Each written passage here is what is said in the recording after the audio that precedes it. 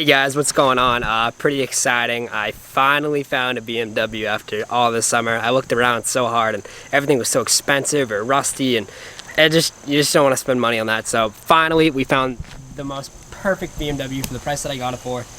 She's beautiful. The paint looks good. The interior's flawless. Focus. I bought it from a grandma. Everything works. Windows, sunroof. Things even got original stickers from factory on the dashboard. That's crazy. Right on the gauge cluster. The worst thing about this car though is that stupid, ugly piece of garbage automatic. But no need, because we got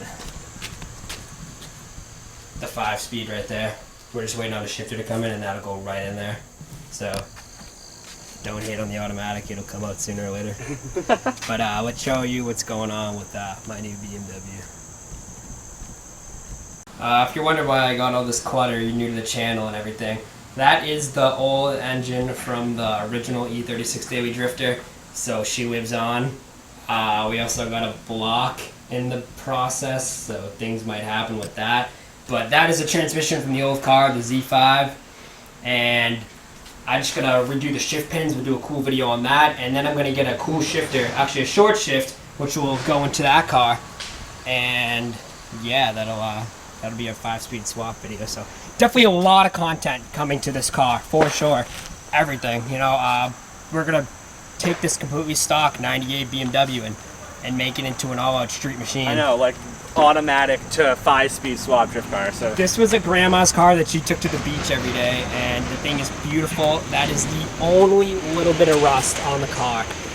So once that's fixed, everything underneath is solid. Excuse the horrible noise going down the street. I know you can hear it. And yeah, let's get to it. This thing needs a little bit of work right now, so we're gonna start off today and see what she needs. But the end goal with this car is to pretty much show you guys how to drift on a budget, even so much as if you find an automatic bone cheap, we're gonna show you how to swap it. And today we're gonna dive into it, see if we can even do anything, if it runs, drives, because we might have an overheating problem, I think you said, yes, right? Yes, it runs, but we can't drive it because it overheats. I believe the thermostat is stuck shut, because when I put my hand on the return for the hose off the radiator, it's just stone cold all the time. So we're gonna check out the water pump thermostat and just see any issues, what's going on under there. I have the good water pump, not the stupid plastic impeller one, if you guys don't know what better about that. It's metal, so it won't explode in there, because the plastic one is junk. You don't want that. So spend the extra little bit of money and you'll definitely have that better reliability, because these E36 water pumps are just not good. But yeah, let's dig into her. I'm moving Mr. Caterpillar out of the work zone. He just curls up in Yep, he's just chilling. the fetal position. Put him over by the camera bag. We got all of our stuff lined up here. Did you take this water pump out of your other engine? Yeah, that was out of the other engine. We ran it for a couple of miles, right? Probably like 5,000 miles. That's it, yeah. And then that's the thermostat too. And you know this worked on your other engine. Yeah, and the aluminum housing, because the plastic one, after a long time of heat cycles, the face on it can kind of get warpage and get leakage. So in this box here, I have all the replacement gaskets for the water pump, thermostat, and housing. So we should be all good to rock and roll. Nice. The upper hole there was our thermostat housing and thermostat, and the lower one was the water pump. We pulled both those off, and there's nothing super bad with them. There's nothing broken or clearly wrong causing it to overheat. A little gunked up, as you would imagine, but nothing crazy. This is our newly used ones going in here. The metal housing right here versus the plastic. These we know work. A little bit different propeller here for the water pump too.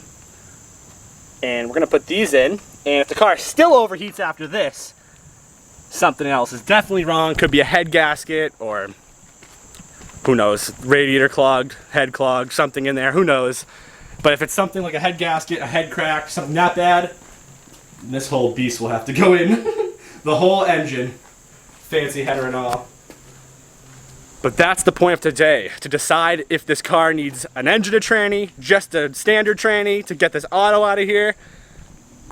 But we have everything apart. We're gonna clean it all up, make sure our surfaces are really clean, clean up any gunk inside there, and put the new stuff in. So I've never done this before, but Justin's grabbed the thermostat and he's heading up to the kitchen. And we're gonna try something a little bit interesting here that I've never done. So we've got some boiling water, greasy hands in the kitchen. And the concept is, I think, we're gonna put the thermostat in some hot water and see if it opens. I've never done this. Go around. It's going in. I don't see it opening. But it might not be like fully submerged. No, it's definitely open right now. It's open? Yeah. Oh no, it's starting to open, yeah. Okay, so either A, we might have freed it up with the screwdriver, prying it out, or that might not be the problem of the stuck thermostat. Now, when I was originally troubleshooting it, the return of the radiator, ice cold. So Weren't thinking we were getting any coolant flow in there. exactly. Because he thought this may have been stuck. We did obviously pry out the screwdriver, pulling it out though. Yeah. But it opened. So this is cool. I didn't know you could do this. This is like a really cool little trick, I guess. Just toss in some boiling water to see. But it did open. Pull it out. Let's see if it closes up now. Yeah, don't burn. See if it just closes up.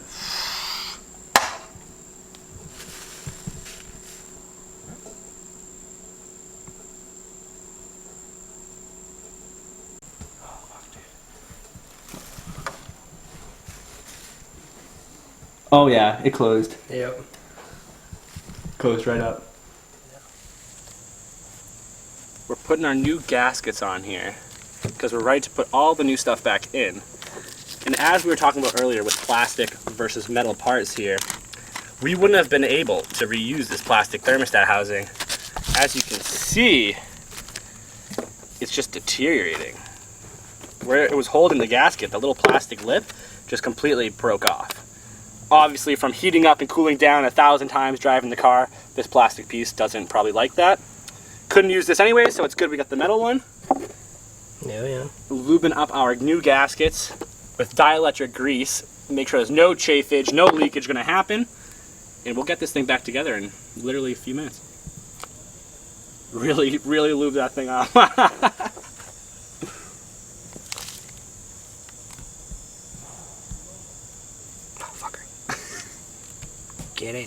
Get on there.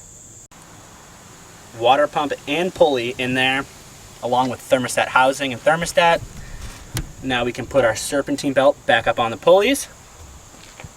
Toss this beast down and bleed the cooling system. Fuck yeah, let's get it. All back together. Cleaning up the area.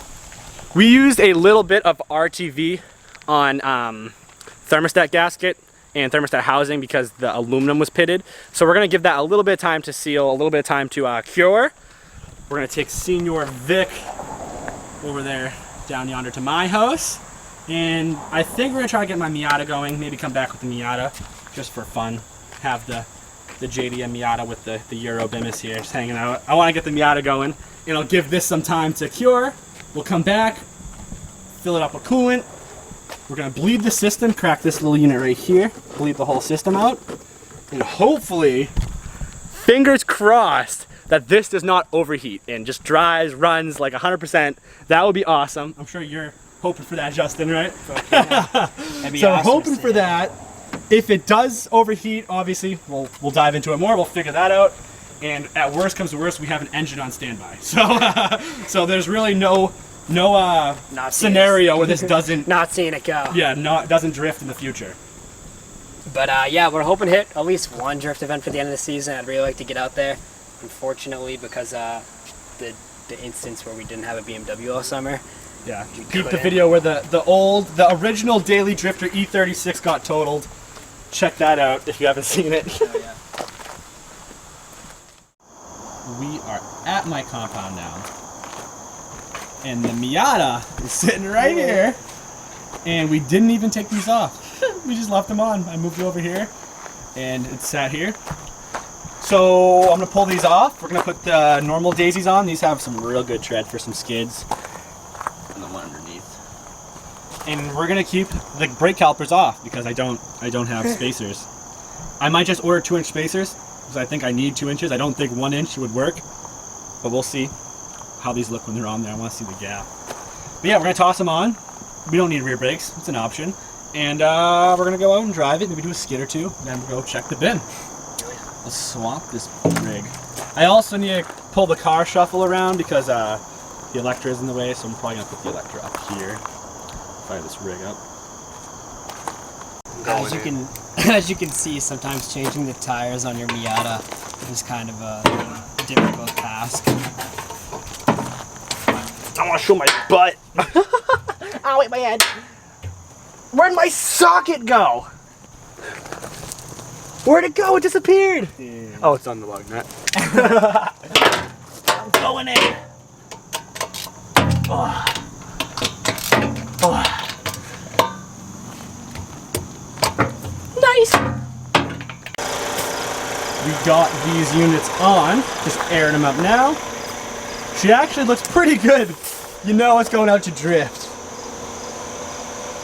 Looks kind of cool.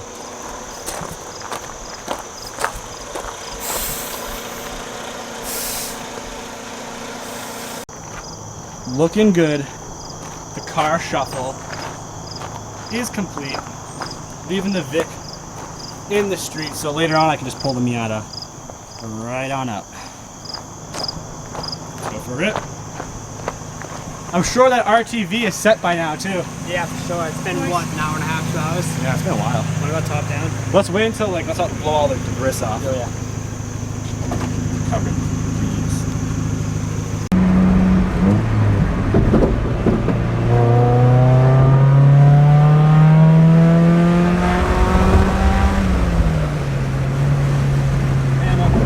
So I don't know if you can hear, but that is our brake caliper bouncing around back there. Zip tied like Yeah. dog shit. Well, I mean, I gave it some play for places, but yeah, it's bouncing, so I'm not gonna go too hard here. We're gonna slide still though, but that noise is not great.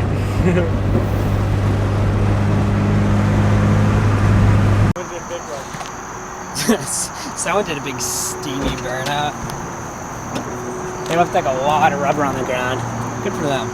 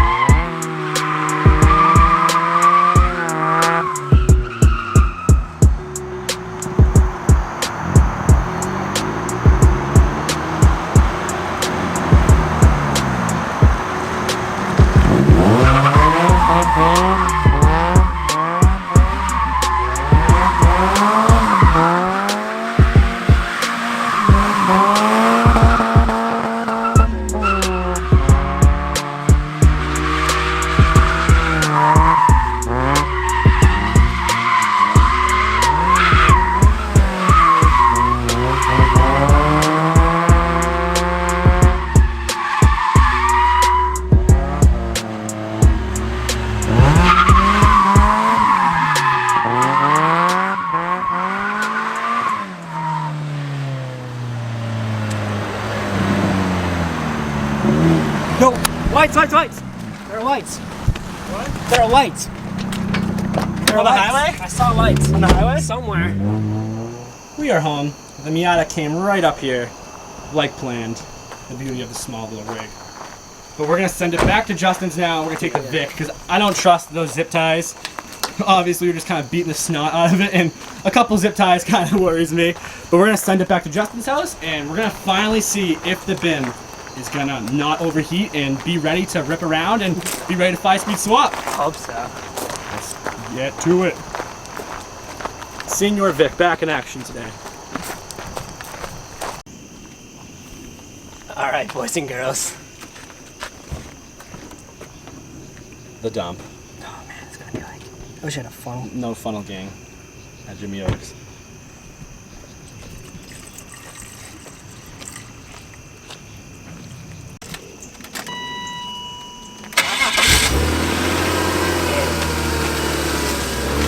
So quiet.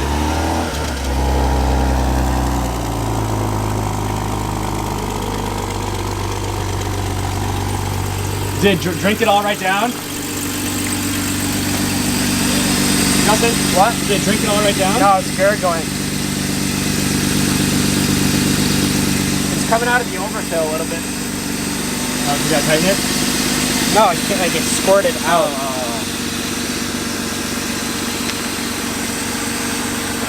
She's so quiet though. We'll have to change that.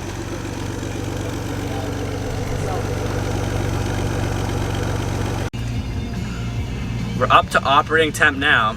I've been giving her a little rev. Oh, the belt squeak. Oh, we're up to temp.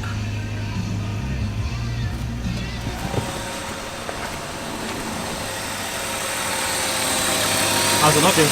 Man, barely dropped. I think I just went that. That was loud. Sorry. Get that cooling off that belt. Multiple minutes later, the temp is still perfectly between the lines. That is great.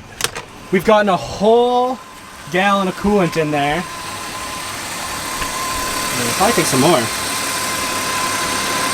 A little bit more. It started really drinking it once we cracked the bleeder. This car runs so good, I must say. I'm very impressed. Idle's very good. Oh, the squeak's back. It went away for a second. Oh, there we go.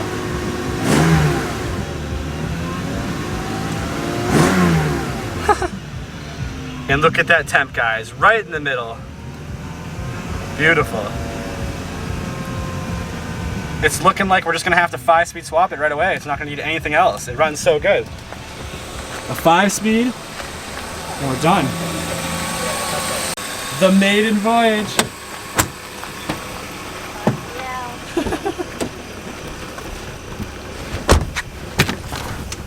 Put the windows down.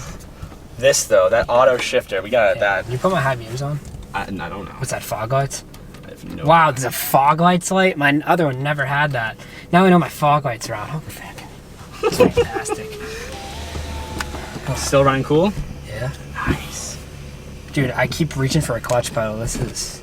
We'll make that happen soon enough. Oh, dash lights are out though. Can't see my Mr. Fuel gauge. Let's go around the block, you know what I mean? Just in case we do get more. You've never driven it before. This is like your first actual drive. The only time I've ever driven it is onto a trailer.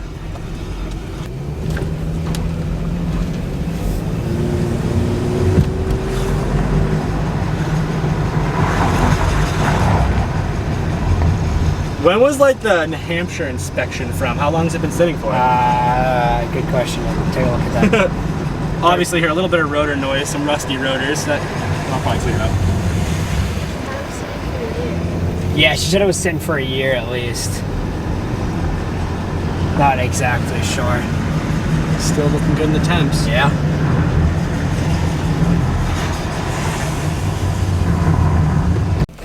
So we have a manual mode, and I'm super excited about this because one of my first oval track cars ever had this.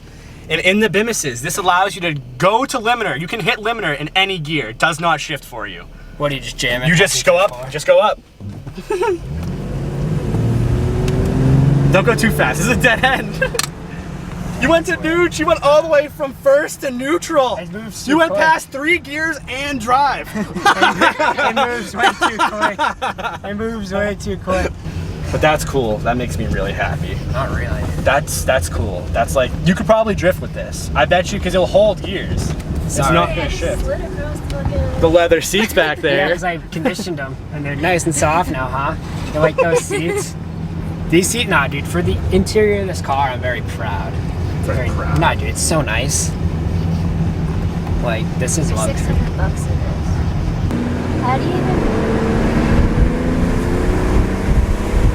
Wow. This is first, right? Second. In the manual mode. Actually, we're in third now. Yeah, that's first. That was pretty good. That was pretty good. Yep. Gonna send it to Lim this time.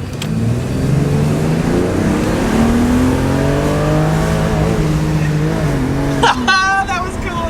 I love manual mode. That just makes me smile. This thing scoots, huh? Yeah, it's just so quiet. It is so quiet. We have like no intake noise, no like exhaust. sucking noises, because bone stock intake, no exhaust noises, bone stock exhaust. Hell yeah, this thing's actually really quick. They got the light off for you. Yeah, you're fine. Are you happy? I mean, that was pretty good. I mean, hey man, for like as cheap as I got it, my bone stock BMW just needed a water pump or a thermostat. I think it was a thermostat. Either way, we fixed the overheating issue. She's up and running. So now it's just basically, we've learned that we're gonna build on top of this car and have a lot of fun with it. You know, the transmission swap's coming, so stay posted up on the Beamer. Hell yeah. I'm happy she hit Lim and shifted good there. That was really cool. I haven't seen another manual mode car since my old E36. Guys, I'm so pumped on the BMW. It's running, driving, and not overheating, so that thermostat or water pump fix definitely solved the problem. Runs cool as a cucumber. So stay tuned for BMW content. We have a complete bone stock BMW. Like, this thing was a grandma car, untouched. 100K on the thing. So we're gonna do a 5-speed swap. Already got the transmission. It's gonna get a short shift kit. We got a nice exhaust, headers and system on it, so it'll sound real good. We got a nice AFE intake, so we got all the good goodies to have a really good tastefully modified car, and much more to come as we're learning drifting and just making the car an all-out street drifter. So thank you for watching. Stay tuned on the BMW. It's starting to rain out, so let's get out of here. Peace. Why self-life?